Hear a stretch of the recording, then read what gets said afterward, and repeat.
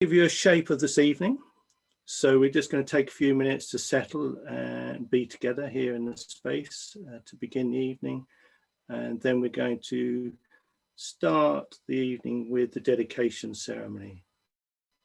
Just the traditional way really of setting up the sacred space for the retreat. And then I'll just say a few practical things, a few words of introduction to Dhammarati, and then I'll be passing over to Dhammarati to introduce the retreat to us. So it'll be a fairly brief evening tonight, but it will give us hopefully just a bit of a steer of where we're going to be heading during the course of the retreat. So I invite you now, I'm aware there's still a few people coming in, but I invite you just to take a few minutes to settle into your experience, to fully arrive as possible into this space before we do the dedication ceremony.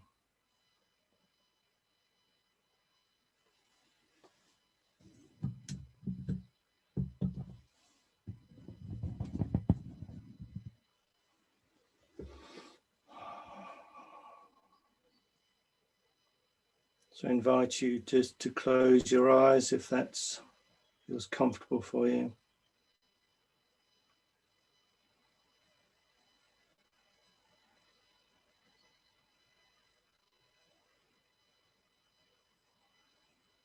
And as ever,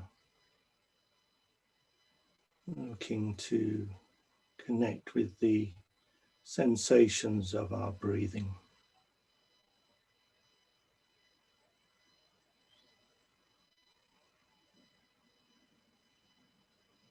And as we breathe out,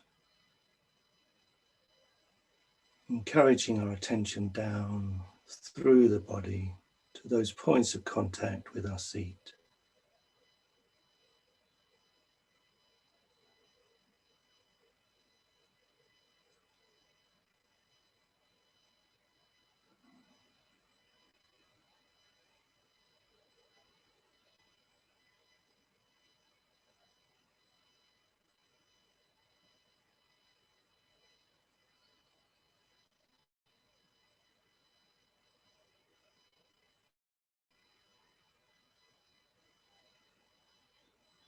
Either through imagination or indirect experience, just making a sense of connection with the earth beneath us.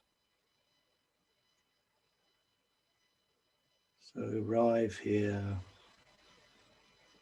on our spot, our home, in our bodies.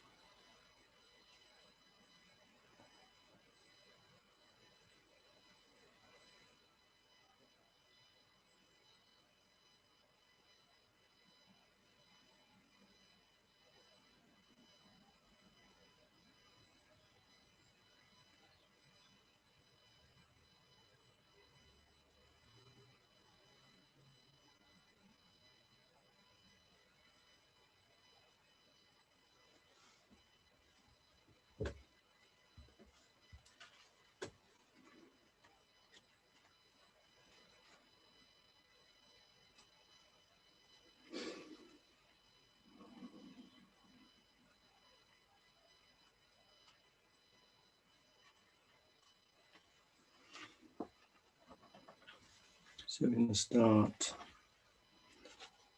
the evening with the dedication ceremony.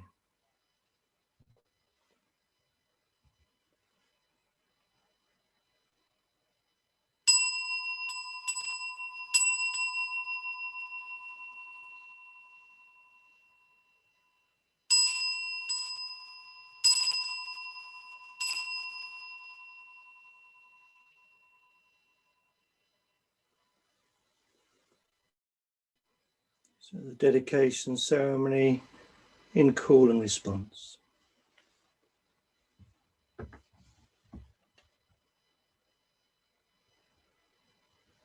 We dedicate this place to the three jewels, to the Buddha, the ideal of enlightenment to which we aspire, to the Dharma, the path of the teaching which we follow, to the Sangha, the spiritual fellowship with one another which we enjoy. Here may no idle word be spoken. Here may no unquiet thought disturb our minds. To the observance of the 5 precepts, we dedicate this place. To the practice of meditation, we dedicate this place. To the development of wisdom, we dedicate this place. To the attainment of enlightenment, we dedicate this place. Though in the world outside there is strife, here may there be peace.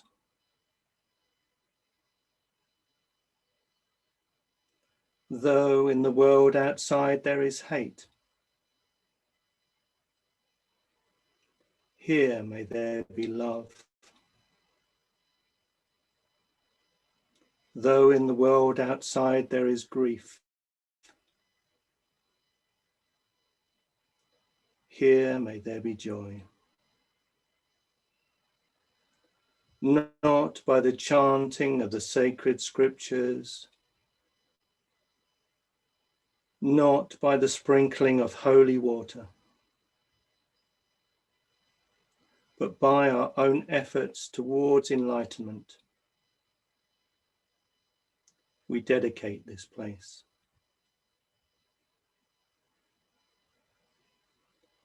Around this mandala, this sacred spot,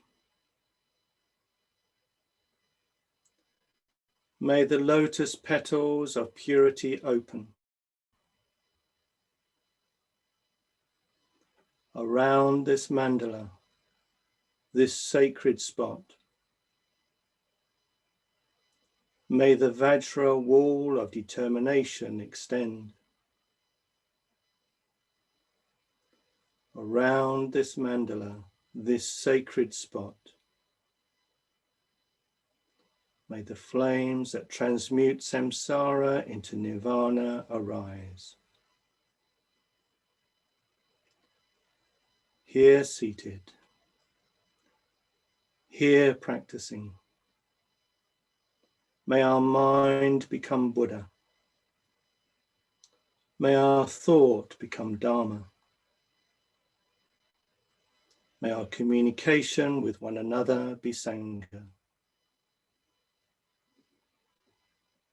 For the happiness of all beings. For the benefit of all beings.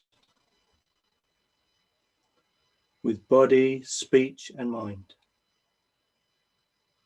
we dedicate this place.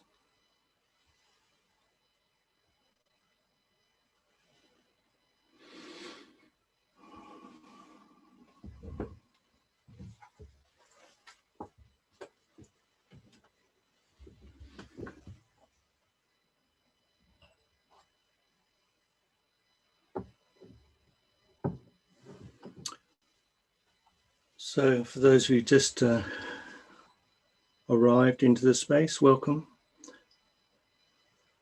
I'm just going to begin with a little bit of appreciation, which is, well, to the many people who've helped set up this retreat for us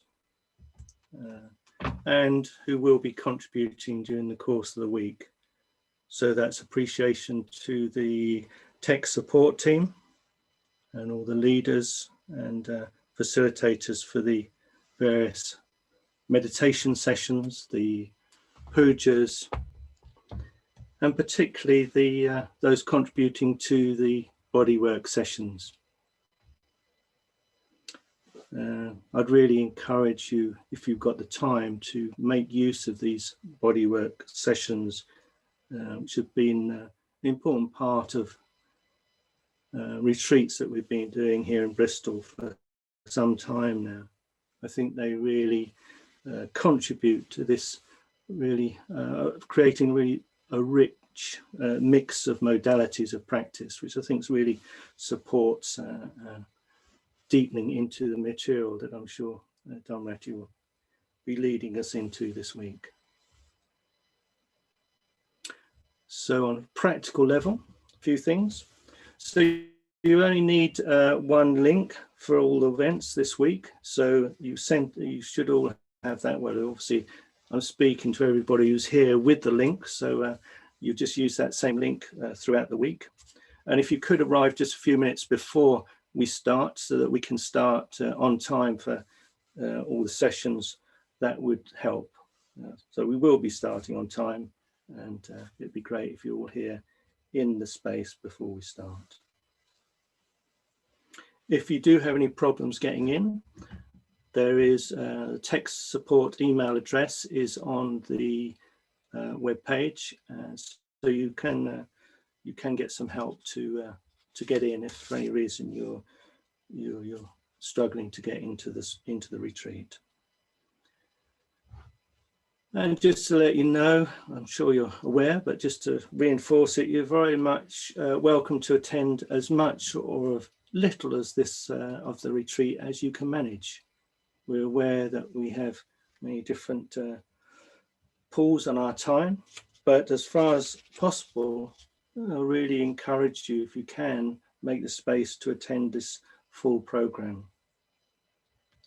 I think particularly, I'd say obviously the sessions with Dharmarati, which will be the teaching session at the beginning of the 10 o'clock session in the mornings, and the one in the afternoon, the 2:45 session. I'd really encourage you to come along to that, which is, well, I'll leave Dhammarati to say what he's going to do in that session, but I think, yeah, it'd be great if you could come to at least both of those sessions. And just to say, as we've done previously, we will be recording and uploading the input, particularly the morning sessions. So you will be able to catch up or go back to those teachings if you're not able to make them at the time. And just to let you know that that Dharmarati is going to be drawing on 2 texts during the course of the retreat, and those texts will be available to download. So they'll be there hopefully tomorrow morning, and great. So those, if you could download those texts, particularly for the afternoon sessions, it'd be helpful if you have the copy of the text with you when you come along to the afternoon sessions. Okay, I don't think there's anything else on a practical level. Hopefully, can move on to a more general welcome and introduction. So we've created this sacred space, recreated it, re-established this clearing. I see it as a bit of a clearing in the forest in terms of that the stories around the Rains retreat is taking time out to gather together and hear the Dharma, practice the Dharma together. And I think there's something particularly helpful. The timing of this retreat, I think, is very significant. That in the UK here, we're in such a period of transition. Now, I know, of course, the reality is that we're always in transition, but I think it's probably that sense of transition is much more visible maybe at the moment. And so it feels very apt that we're going to be guided deeper into this real foundation teaching, these foundations of Buddhist practice, to create this sense of stability in the midst of such flux. So I really feel what good fortune to have Dharmarati here with us, to just lead us into that space where, well, we know we are breathing. And to enter that truth of breathing, the implications of that, with as much interest and curiosity and ease as we can muster. And how fantastic to sense that sense of the tradition which we are involved in, that in the rains, can imagine the sense of the Buddha in the midst of life, which was even more precarious, less certain, but certainly as precious. As we find ourselves here, this sense of the preciousness of life, the preciousness of the breath.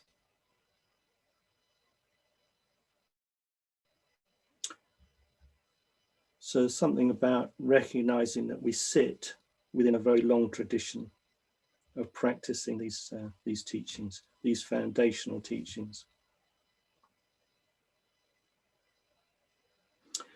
So I was thinking about this evening, wondering what to say, just to try to really to introduce the retreat and introduce Dhammarati. And my mind turned to the chapter in the beautiful book by Sangharakshita, Wisdom Beyond Words, and a particular chapter, the chapter entitled The Greater Mandala. And in that chapter, Bhante talks about the value of the non-utilitarian aesthetic appreciation of experience. And he describes the Bodhisattva coursing in appreciation rather than acquisition.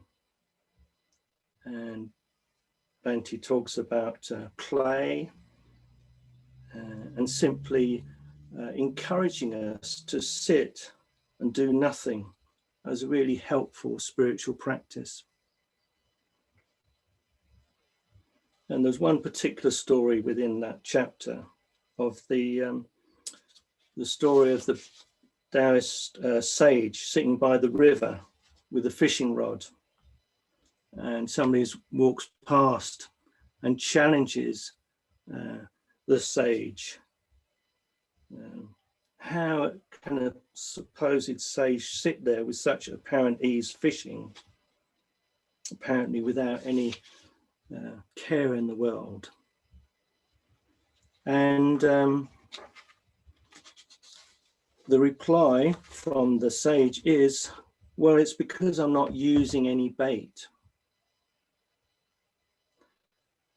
So in that image, in that exchange, I think Bhante is really pointing to something really important about practice.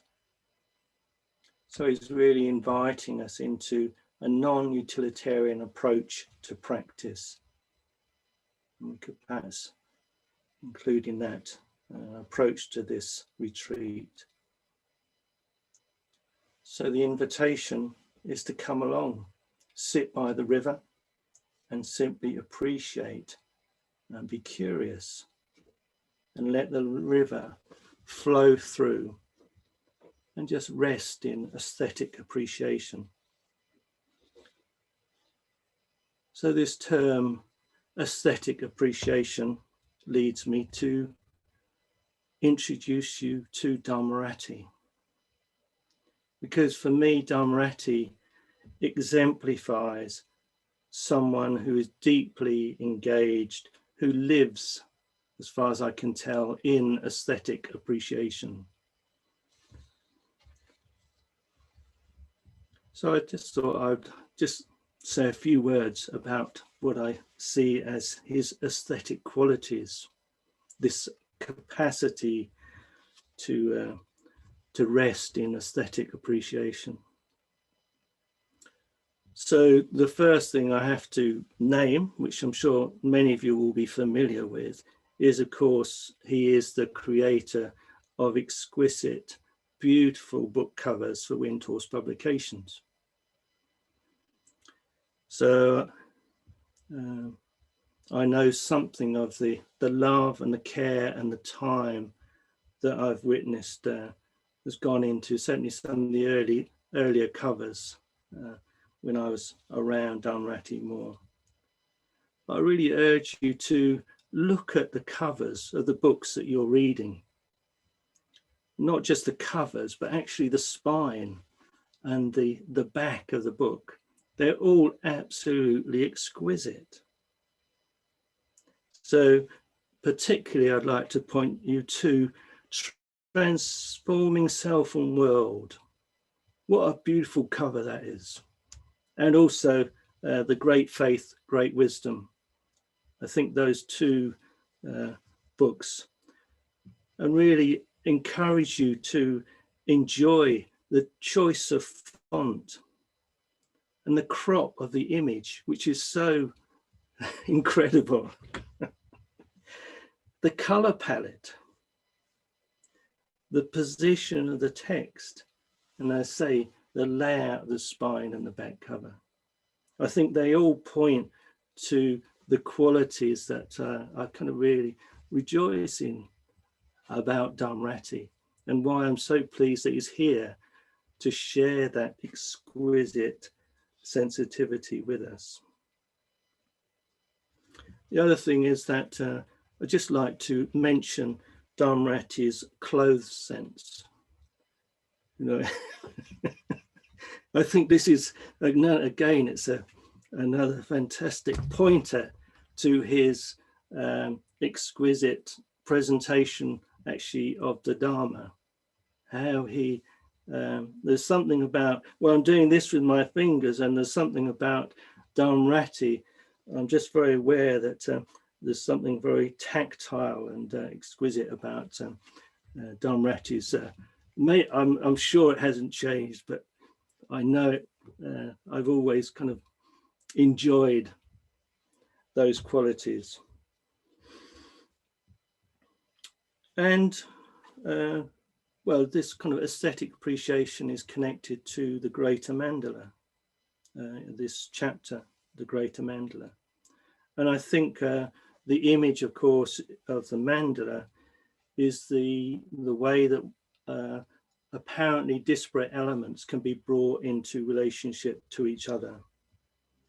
And I've seen that in the work that Dhammarati has done for the order, for the movement, his capacity to really bring ideas and people together into new and helpful shapes.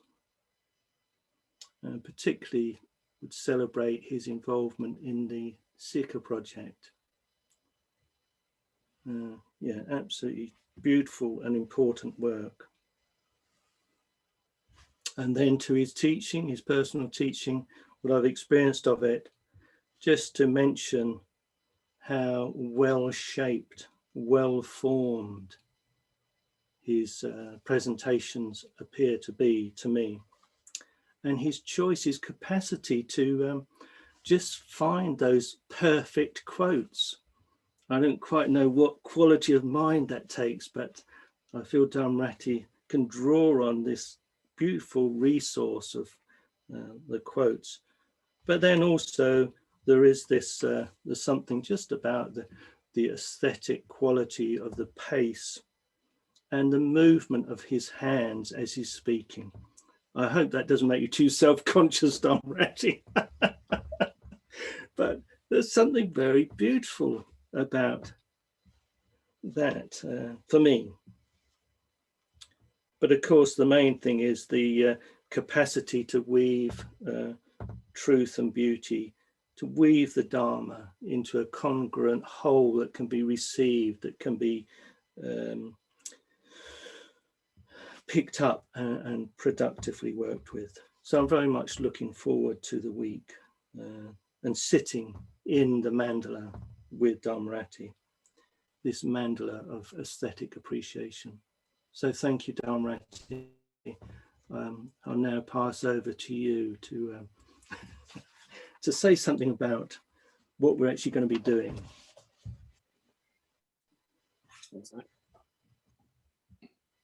Very kind introduction, Bhadra, thank you. It's always a little kind of challenging when the introduction kind of raises people's expectations of what they're going to be on the receiving end of. I feel obliged to turn up for these Zoom calls well dressed now, and well dressed and coherent. Both of them challenges I'm willing to try to rise to. You got a very good eye, Bhadra. That's interesting, the book covers that you chose. Don't know if everybody knows, but Bhadra is actually a very good painter. Don't know if he still paints, but back in the day. And was the Transforming Self and World is probably one of my favourite covers, and it's not a showy cover, so it's not everybody, I think, that would have picked that cover out. So that's nice to get that reflected back. Nice to see everybody, nice to see faces that I know, and nice to see faces that I don't know. I was thinking I feel a bit like a drowning man. I've got my life story in front of me here in the Zoom screen. There are people that I've known from Glasgow, quite a few people that I knew at the London Buddhist Centre, people that I knew in Birmingham. And yeah, just I've been really appreciating recently, actually, just that sense of practicing the Dharma and community not being anything abstract. You know, it's relationships that go back, in my case, at least sort of 30, 40 years sometime. But there's something about that kind of depth of connection and continuity of connection that's very supportive, very kind of nourishing. And thinking it's a bit like that with Dharma practice.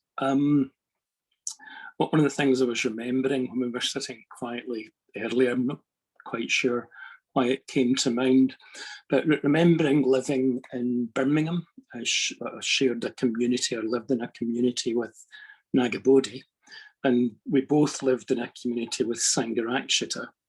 And just remembering now and again, we'd go for a little walk, Sangharakshita and I, around Cannon Hill Park in Moseley in Birmingham.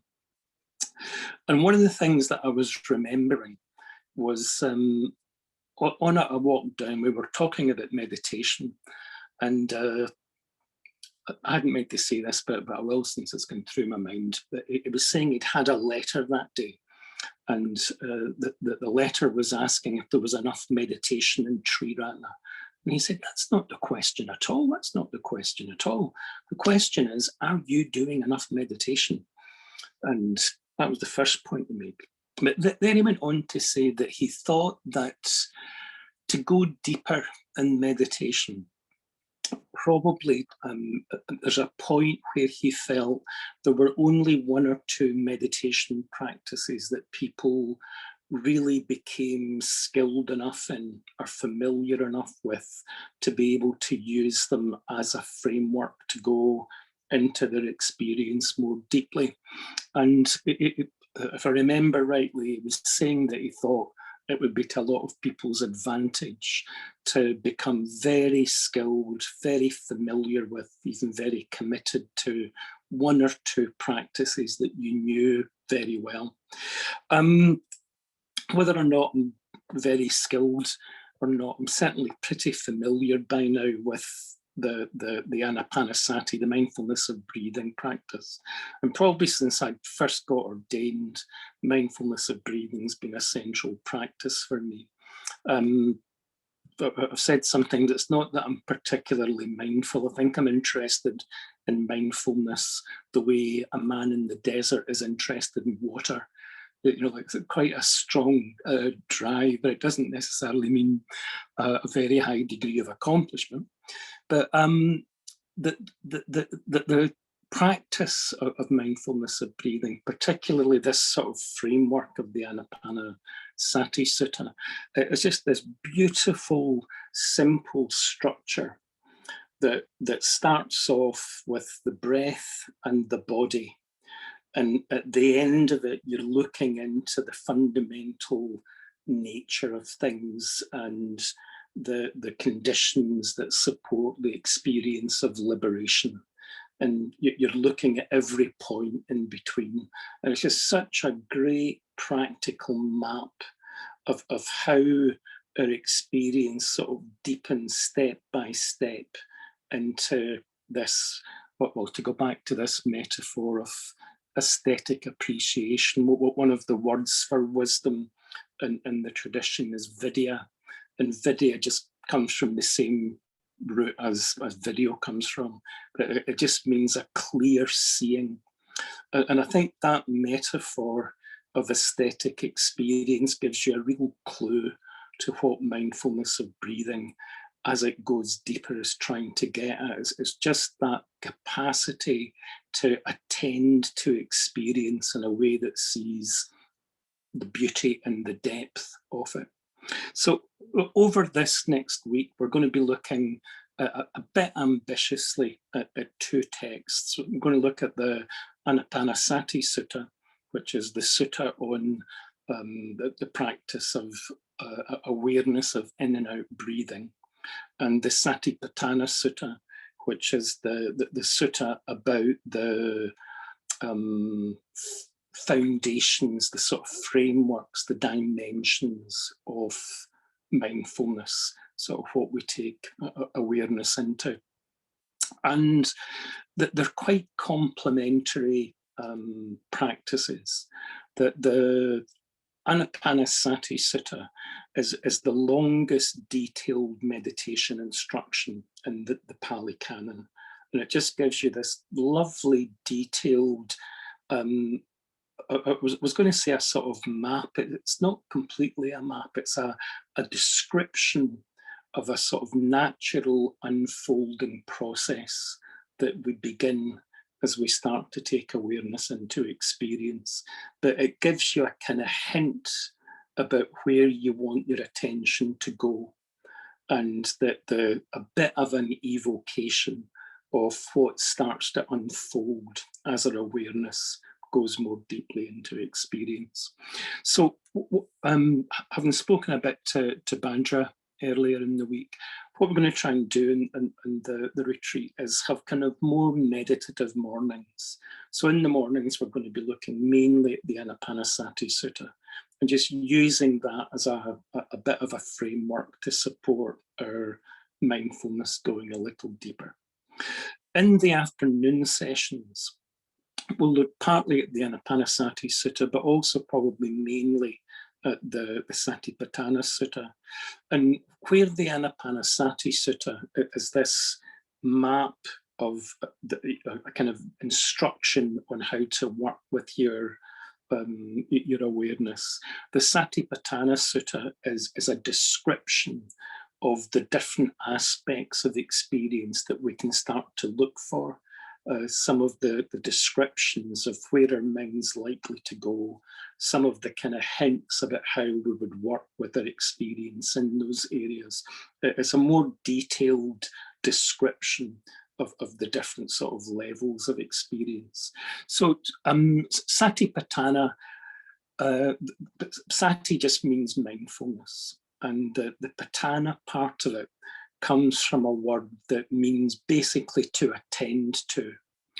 And traditionally, there are these 4 satipatthanas.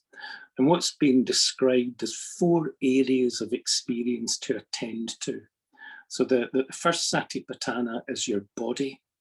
And there's something just so simple and grounding in that kind of attention to the body. You're starting off as literally as grounded, as earth, as embodied as possible. Second satipatthana is feelings. So just starting to notice that whole emotional aspect of our experience. Third of the satipatthanas is our mind, and what our mind does with that experience, that felt experience, how it sort of shapes the mind. and how we can sort of work with our minds so that there's a more clear seeing and constructive, creative relationship to the whole field of our experience. And then the fourth Satipatthana is Dhammas. And we'll say a little bit more as we go through it, but Dhammas can mean, I think one reading of it is the whole field of experience. What one translation is objects of mind. So it's like whatever the mind attends to, whatever comes up in experience, we're just learning to be aware of and present to and connected to. Another reading of Dhammas is that we're starting to look at the kind of deeper nature of that experience and starting to kind of just look a little more carefully, a little more deeply, particularly at the kind of the fluid, open, interconnected nature of experience. So both of the suttas give you this lovely kind of self-regulating structure where we come in at a level that makes some kind of experiential sense to us. And in that engagement with our experience, we set up the conditions that allow something deeper to emerge. And we get instruction about how we take awareness into that emerging deeper experience. Anapanasati gives you the kind of, this is how you do it. And Satipatthana gives you a bit of a description of what it is that we're doing and a bit more of a detailed description of the kind of experience that is likely to arise out of these conditions. So mornings a wee bit more meditative, and afternoons we'll study a little bit more. We'll actually sort of look at the text. And let's see if it works. What I'm sort of tempted to do in the afternoon sessions is, rather than kind of do an exposition or an unpacking of the text, let's be interested to see if it's possible on Zoom to actually examine the text together and try and do it a little bit more interactively, a little bit more based in discussion. And there'll also be a chance in smaller groups to have a look at how our own practice is going and what's going on. So very broadly, that's what I'm hoping is going to happen at the end of the week. One of my favourite little aphorisms of Bhante's is that there are no higher teachings, there are only deeper understandings. So I hope to be looking at mindfulness of breathing isn't, it doesn't seem too familiar. The mindfulness of breathing practice was the practice the Buddha was doing just before his enlightenment. And there's a lovely little coda on the Satipatthana Sutta. If you don't mind, I'll just finish by reading it. So at the end of the Satipatthana Sutta, the text says, "Bhikkhus, if anybody should develop these four foundations of mindfulness, these four Satipatthanas, for 7 years, one of two fruits could be expected. Either final knowledge here and now, or if you haven't quite got to final knowledge, if there's still a trace of clinging, at least non-returning, at least just one more rebirth." And then the text goes on, the Buddha goes on, forget 7 years, he says. If you practice Satipatthana for 7 months, two fruits can be expected. Either liberation here and now, or if there's a trace of clinging, once returning. And then he says, look, forget 7 months, right? Half a month, it would work. And then he says, if you really apply yourself, if you should develop these four foundations of mindfulness in such a way for 7 days, one of two fruits can be expected. Either final knowledge here and now, or if there's a trace of clinging left, non-return.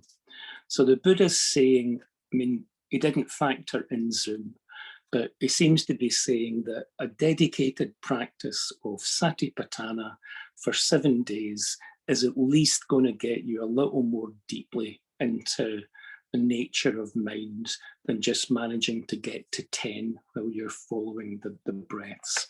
The text holds out something a little deeper than that. So I hope over the course of the week we can evoke a little bit and touch in a little bit on what that is.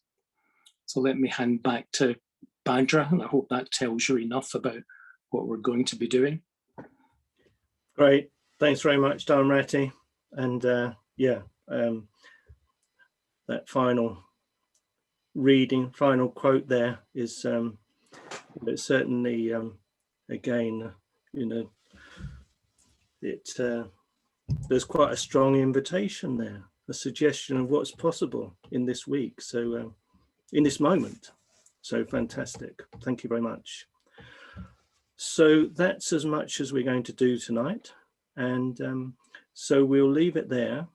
And we will, so as you know, the program starts tomorrow morning. If you would like to join us, we'll be starting the program at 7:30 tomorrow morning.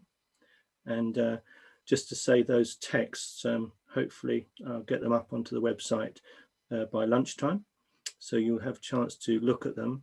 And they will be on the Bristol Buddhist Centre website. They will be on the retreat, Rains Retreat page. So if you go to that page, they'll be downloadable from there.